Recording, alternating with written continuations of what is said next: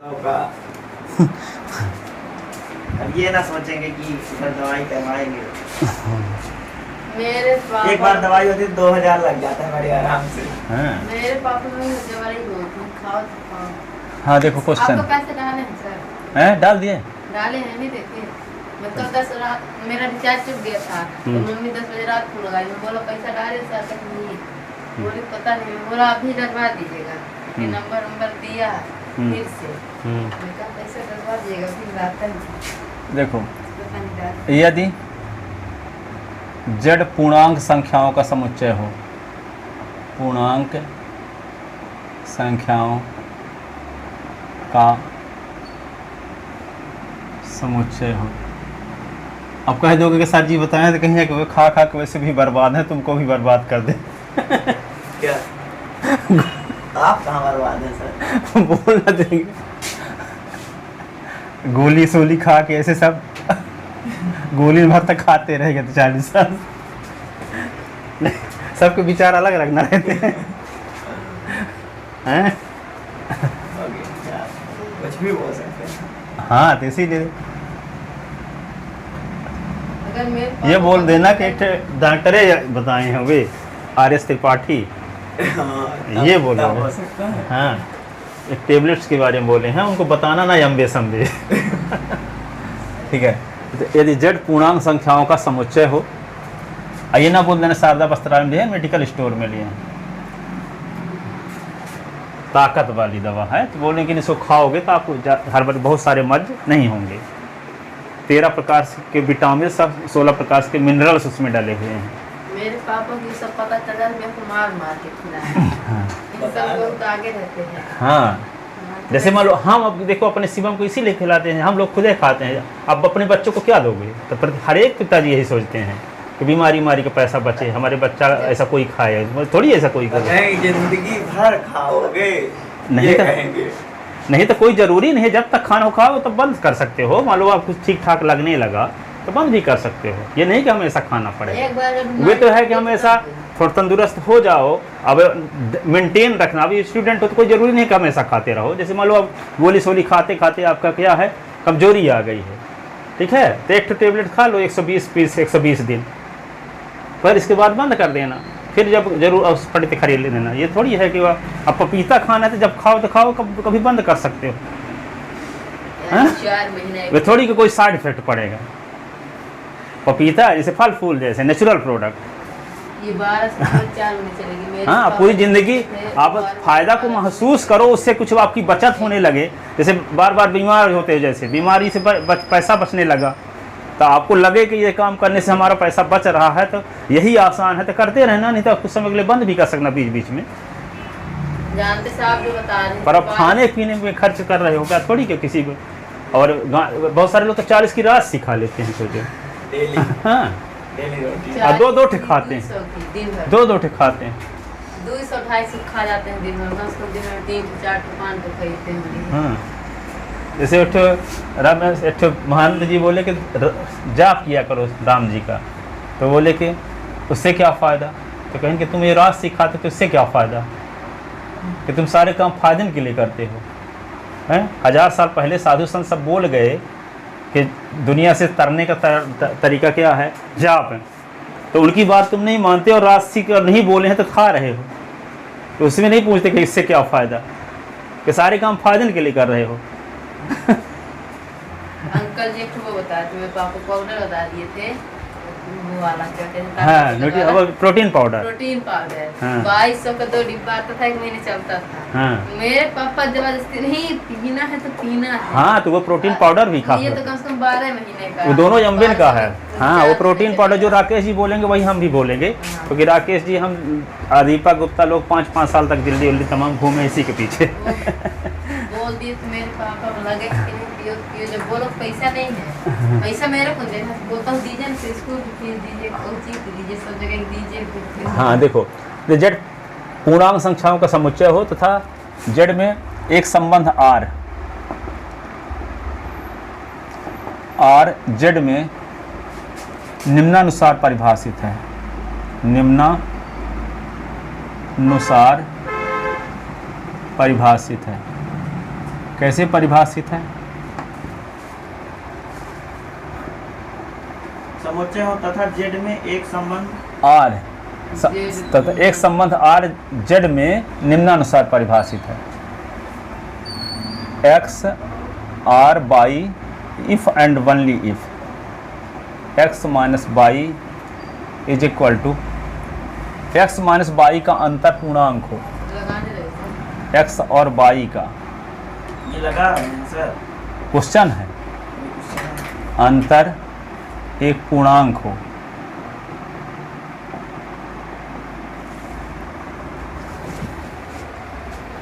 या इसी को ऐसे लिख सकते हैं, r is equal to x y such that x minus y is equal to पूर्णांक।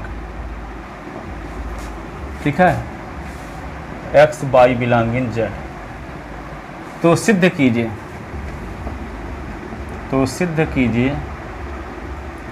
सिद्ध कीजिए कि आर जेड पर एक तुल्यता संबंध है। तुल्यता संबंध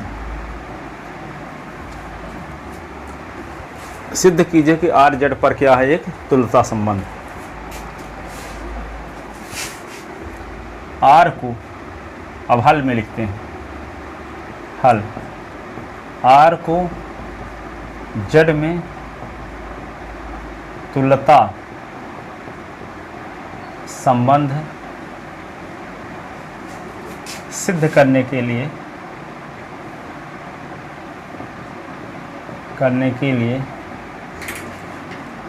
आर को जेड में तुल्यता संबंध सिद्ध करने के लिए हमें दिखाना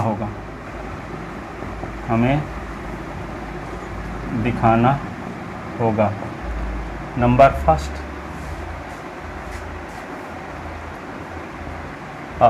आर समतुल्य है, दूसरा आर सममित है, नंबर थर्ड आर संक्रामक है। ठीक है, तो क्या देखेंगे आगे? नंबर फर्स्ट आर समतुल्य है।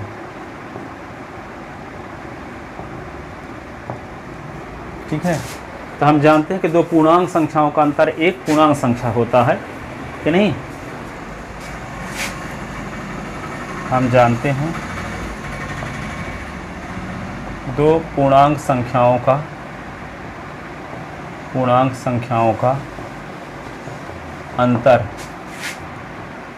अंतर सदैव पूर्णांक संख्या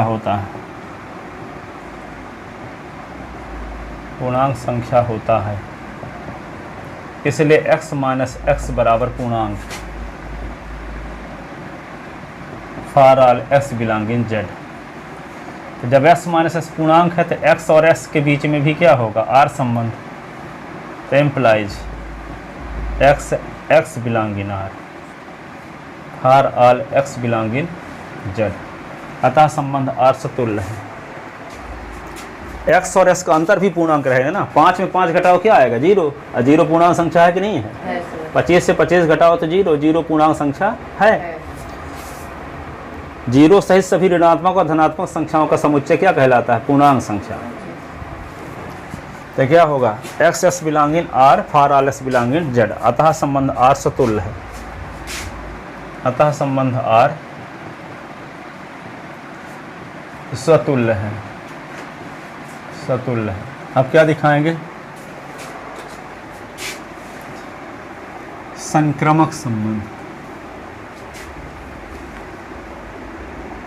आर संक्रामक है, आर सममित है। आर सममित है तो माना x और y बिलोंग इन जेड इस प्रकार है कि x और आर बाई, एक्स और बाई के बीच में आर संबंध। X y belong in R लिख लो, x y belong in R. तब आपको दिखाना क्या होगा? Y x belong in R, यही ना दिखाना होगा सममित के लिए। तो माना x y belong in z इस प्रकार है कि एस और वाई के बीच आर संबंध है। इसका मतलब क्या हुआ, तो जब एस और वाई के बीच में आर संबंध होने का अर्थ ये हुआ कि एस माइनस वाई का अंतर क्या होगा, एक पूर्णांक। तो इम्प्लाइज एक्स माइनस वाई बराबर एक पूर्णांक संख्या, एक पूर्णांक संख्या। इसको मान लिए के, माना एक्स और वाई को घटाने से जो आएगा उसको हम क्या मान लिए, के। तो s minus y is equal to क्या हो गया, के। तो माइनस का दोनों पक्ष में गुणा कर दो, तो minus x minus y is equal to minus के। तो यदि के पूर्णांक है तो माइनस का गुणा करने से भी पूर्णांक ही रहेगा कि नहीं, रहेगा कि नहीं रहेगा। तो यहाँ पे क्या है, माइनस के अंदर गुणा कर दो, तो माइनस एक्स प्लस वाई बराबर माइनस के। तो इसको क्या लिख सकते हैं, वाई को पहले लिख दो, वाई माइनस एक्स बराबर माइनस के। यदि के पूर्णांक है, यदि के पूर्णांक है तो माइनस के भी पूर्णांक होगा, होगा कि नहीं होगा। यदि के पूर्णांक है तो माइनस के भी पूर्णांक होगा। तो जब वाई और एस का अंतर भी पूर्णांक आ रहा है, इसका मतलब वाई एस भी आर का मेंबर होगा, वाई एस भी आर का। क्यों, क्योंकि एस वाई आर का जब मेंबर था तो एस माइनस वाई बराबर पूर्णांक था। तो यहाँ वाई माइनस एस बराबर पूर्णांक आ रहा है, इसका मतलब क्या हुआ, इसको क्या लिख सकते हैं, वाई माइनस एक्स बराबर पूर्णांक संख्या। तो वाई माइनस एक्स पूर्णांक संख्या ना क्या साबित करता है कि वाई और एस के बीच में भी आर संबंध है, वाई और एस के बीच में भी क्या है, आर संबंध है। तो y x belong in R. तो एस बिलोंग इन आर के लिए क्या मिल गया आपको, y x belong in R मिल गया। X y belong in R के लिए y x belong in R मिलना क्या साबित करता है, आर सम्मित है। अतः संबंध आर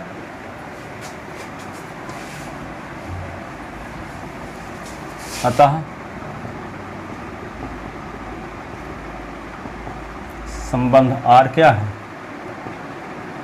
सम्मित है। अब क्या हो, आर संक्रमक है,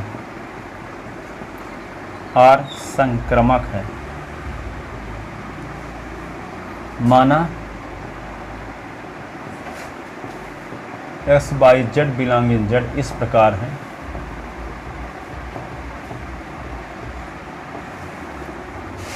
कि x comma y belong in R और y comma z belong in R.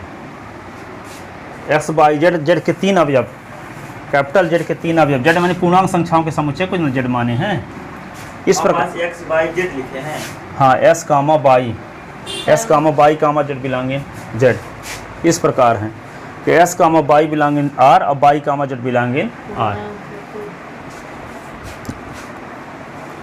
इस प्रकार है कि एक्स और बाई आर के सदस्य हैं और बाई जेड आर के सदस्य हैं। तो क्या दिखा दें, एक्स जेड भी आर का सदस्य दिखाने में यदि कामयाब हो गए इसकी मदद से, तो क्या होगा, आर संक्रमक भी हो जाएगा कि नहीं। तो इम्प्लाइज क्या होगा, एक्स माइनस बाई बराबर भी पूर्णांक एवं बाई माइनस जेड बराबर भी पूर्णांक। तो क्या हो जाएगा यहाँ, x minus by plus by minus Z बराबर पूर्णांक प्लस पूर्णांक। अब हम जानते हैं तो पूर्णांक संख्याओं का योगफल भी एक पूर्णांक होता है कि नहीं। तो बाई बाई कट गया तो क्या आएगा, एस माइनस जेड बराबर पूर्णांक, क्योंकि दो पूर्णांक संख्याओं का गुणनफल एक पूर्णांक होता है। क्योंकि दो पूर्णांक संख्याओं का योगफल, दो पूर्णांक संख्याओं का योगफल एक पूर्णांक होता है, पूर्णांक होता है। दो पूर्णांक संख्याओं का योगफल एक पूर्णांक होता है। इसका मतलब क्या हुआ, एस माइनस जेड भी पूर्णांक हो गया। एक्स माइनस जेड पूर्णांक आना क्या साबित करता है, इम्प्लाइज एक्स और जेड बिलोंग इन आर। तो x y belong in R और y z belong in R के लिए क्या मिल गया, x z belong in R. इस प्रकार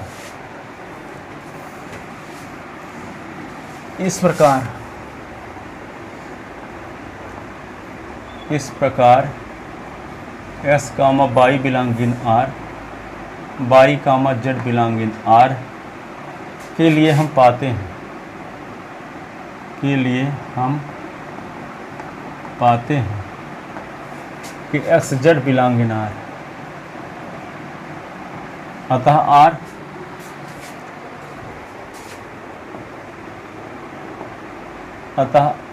आर जेड पर संक्रामक संबंध भी है, संक्रामक संबंध भी है। तो चूंकि संबंध आर जेड पर सतुल्य सम्मित और संक्रामक है, चूंकि संबंध आर जेड पर सतुल्य सम्मित एवं संक्रामक है, सतुल्य सम्मित एवं संक्रामक है,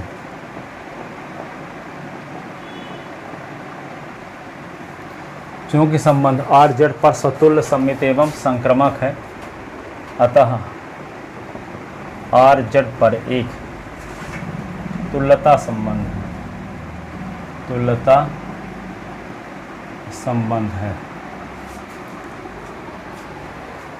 तुल्यता संबंध।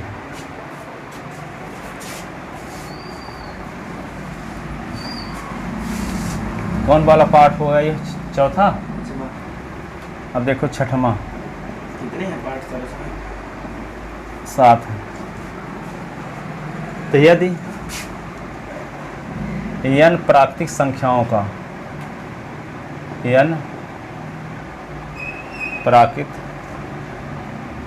प्राकृतिक संख्याओं का समुच्चय हो तथा n पर तथा r n पर एक संबंध निम्नानुसार परिभाषित है, निम्नानुसार परिभाषित है। कैसे परिभाषित है? कैसे परिभाषित है बताओ? A R b if and only if a square minus 4ab plus 3b square is equal to 0, या ऐसे भी लिख सकते हो r बराबर ए और b such that a square minus 4ab plus 3b square is equal to 0 और A B belonging N, इस प्रकार से संबंधित है। ठीक है, तो दिखाइए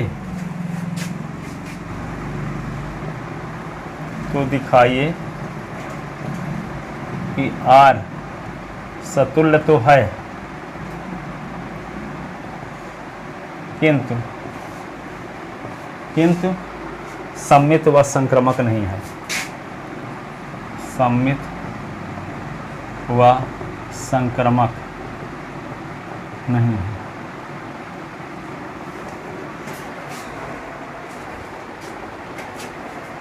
तो जब ए एस आर का सदस्य हो जाते हैं, यहाँ पे बी के स्थान पे ए लिख दो तो शून्य आना चाहिए। तो देखो, सुन लो पहले, देखो बी के स्थान पे ए लिख दो, यहाँ ए और यहाँ भी ए, तो क्या ये शून्य हो जाएगा? ए स्क्वायर है, ये 3a स्क्वायर तो 4a स्क्वायर, और ये बी ए इंटू ए तो 4a स्क्वायर, 4a स्क्वायर से 4 स्क्वायर घटाओ तो क्या आएगा? 0। तो बी के स्थान पे ए रखने से 0 आ रहा है ये, तो इसका मतलब है ए भी आर का सदस्य है, ए आर का सदस्य है। तो जब ए आर का सदस्य है तो आर क्या कहलाएगा? आर क्या कहलाएगा? सतुल्य। तो यहाँ पे देखो नंबर फर्स्ट, सतुल्यता।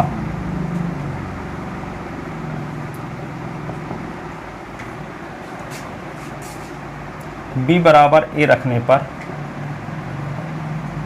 हम देखते हैं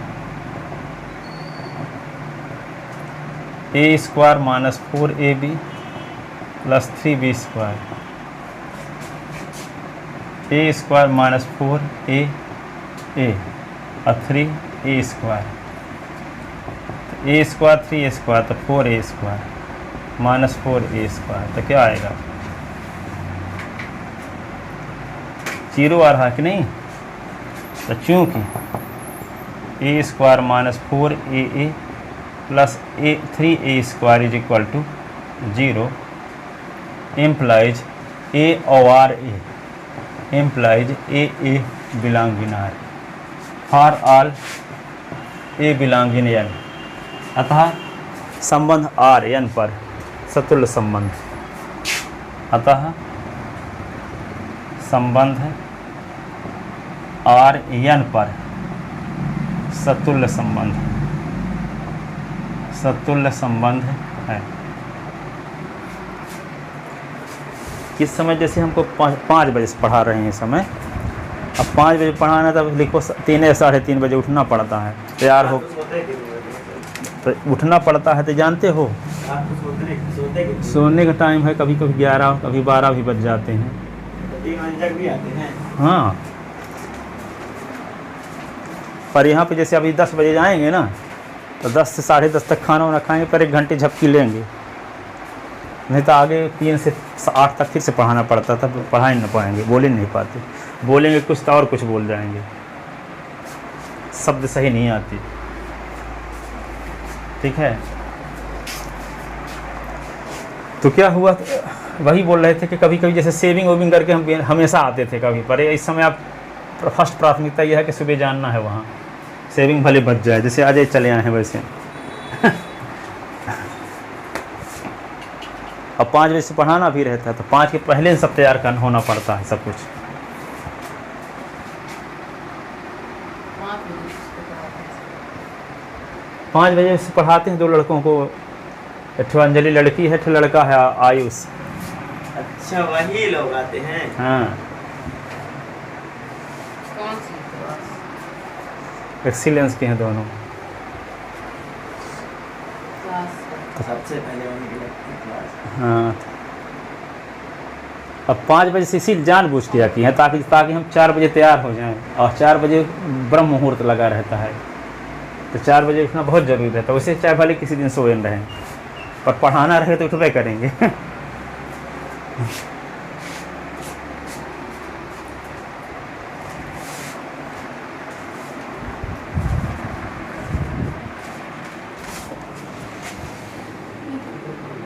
लिख लिया इसको ना, तो आर तो सतुल्य है कि नहीं।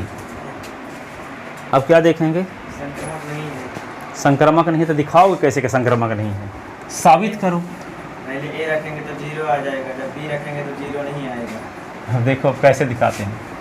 यहाँ पे दूसरा क्या है, पहला दिखा है सतुल्यता ना, दूसरा सम्मित संबंध, सम्मित संबंध।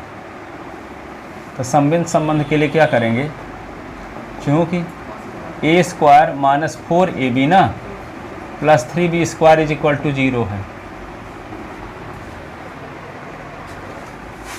ARB इम्प्लाइज ऐसे, तो इसको क्या लिख सकते हैं, ए स्क्वायर माइनस 3AB कर लो और माइनस AB कर लो और plus 3B square is equal to 0 implies a common ले लो, तो क्या होगा a माइनस 3B, यहाँ पर माइनस बी कॉमन ले लो, तो a minus 3B is equal to 0। यहाँ क्या होगा, a माइनस 3B दोनों में है, तो a माइनस 3B और a minus b is equal to 0।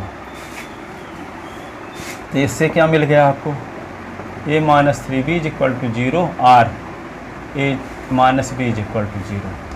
तो यहाँ क्या होगा, a is equal to 3B और a is equal to b है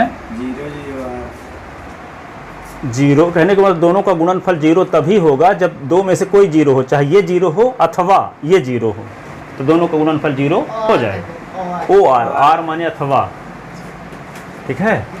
तो इसका मतलब ये हुआ कि इसका मान 0 2 स्थितियों में होगा, जब b के स्थान पे a रखोगे, देख ही चुके हैं, सुन आता है, अथवा जब a का मान b के मान के तिगुना होगा, a का मान b का मान का तिगुना होगा, तब b में 3 का गुणा करें तो दोनों बराबर हो जाएंगे। जैसे यहाँ पे 9 है और ये 3 है, तो ये तिगुना है कि नहीं है, यहाँ 3 है तो यहाँ 1 है, तो ये तिगुना नहीं है इसका, ठीक है। तो वही कहता है कि जब पहला वाला कंपोनेंट दूसरे वाले से 3 गुना रहेगा तब ये 0 हो जाएगा, 0 हो जाएगा। तो अपनी मर्जी से कैसे मान लोगे कि 2 और 3 आर का सदस्य है? ऐसे थोड़ी मान सकते हो। 2 3 आर का सदस्य कब होगा? जब 2 का स्क्वायर माइनस 4 गुने 2 गुने 3 प्लस 3 3 का स्क्वायर ये शून्य हो तब ना। तो देखो 4 और 4 दूना 8 तिरिक 24 और 9 तिरिक 27 हो जाएगा। और यहाँ पे 27 27 से 4 31 31 से 24 निकाल दो, क्या आएगा? 7 आएगा। तो शून्य तो नहीं आ रहा है ना। तो ऐसे मनमानी थोड़ी बोल दोगे 2 3 आर का सदस्य है। 2 3 आर का सदस्य होगा कब? इसके कंडीशन लगाए तो यहाँ पता चला कि ए का मान जब बी के मान का तिगुना रहेगा तब ये 0 होगा। और जब ये 0 होगा तभी जिन 2 एलिमेंट उन्हीं 2 एलिमेंट को आर का सदस्य ले सकते हो। तो जब पहला वाला सदस्य दूसरे वाले सदस्य का तिगुना रहेगा तब वे उन मानों को इस फार्मूले में रखो तो शून्य आएगा। ठीक है। और जब शून्य आएगा तभी तो कहोगे कि दोनों के बीच में आर संबंध है। तो जैसे 3 और 1 के बीच में आर संबंध है, 9 और 3 के बीच आर संबंध है, क्योंकि ए के स्थान पे 9 रखोगे, बी के स्थान पे 3 रखोगे इस फार्मूले में। कौन? इस फार्मूले में। तो ये शून्य हो जाएगा, क्योंकि इसी की मदद से ना निकाले हैं ए बराबर 3b और ए बराबर b। तो b का मान a रखने शून्य आता ही है, दिखा ही चुके। अब ये भी बोल रहे हैं कि a का मान जब तिगुना रहेगा b के मान से तब भी शून्य आएगा। तो ये बोल सकते हैं कि यहाँ पे देखो, सुन लो, a का मान b के मान से शून्य रहेगा तो इसका मतलब 3 और 1 r का सदस्य होगा कि नहीं? ठीक है। 3 और 1 तो ये वाला क्या है सदस्य? 3 1 होगा, 9 3 होगा। हाँ 9 3 होगा। तो ये आर का सदस्य है। तो अब इसको हम यदि 1 3 को आर का सदस्य दिखा देंगे तब सम्मित कहलाएगा। तो ए के स्थान पे 3 और बी के स्थान पे 1 रखने शून्य तो आ रहा है। अब यदि ए के स्थान पे 1 रख दो और बी के स्थान पे 3 रख दो, यदि भी शून्य आ गया तो कहोगे 1 3 भी आर का सदस्य है। लेकिन 1 और 3 रखने से आर का सदस्य होगा नहीं, क्योंकि ये तिगुना नहीं है। वैसे भी साबित है, जब ये तिगुना रहेगा तभी तो सदस्य संतुष्ट करेगा a square minus 4ab plus 3b square equal to 0। लेकिन ये पहला कंपोनेंट तिगुना तो है ही नहीं। तो यदि 1 तो आर का सदस्य होगा, लेकिन 1 और 3 आर का सदस्य नहीं होगा। तो जब आर का सदस्य होगा नहीं, आर क्या होगा? सम्मित सम्मित नहीं होगा। इसी प्रकार हम क्या लेंगे कि 9 और 3 तो आर का सदस्य है, और क्या 3 और 1 आर का सदस्य है, लेकिन 3 3 हटा दो तो 9 1 आर का सदस्य नहीं होगा। क्यों? क्योंकि ये वाला तिगुना नहीं है, 1 का 9 गुना है। और जब तिगुना होता तब ना होता आर का सदस्य, तभी तो संतुष्ट करेगा इसको जब तिगुना रहेगा। तो अतिगुना है नहीं, इसलिए आर का सदस्य नहीं है, इसलिए संक्रामक भी नहीं है। संक्रमक होने के लिए जरूरी क्या है? जो रिपीट एलिमेंट है उसको छोड़ देने के बाद वह आर को बिलोंग करना चाहिए। तो रिपीट एलिमेंट दोनों में 3 है, तो 3 को छोड़ देने से 9 1 बचता है। तो 9 1 आर का सदस्य आएगा नहीं, क्योंकि ये जो फर्स्ट कंपोनेंट है सेकंड का तिगुना नहीं है, 9 गुना है। तिगुना होगा तभी आर का सदस्य होगा, या कि बराबर होगा तब भी आर का सदस्य होगा, क्योंकि b बराबर a और a बराबर 3b के लिए ये रिलेशन सेटिस्फाई है।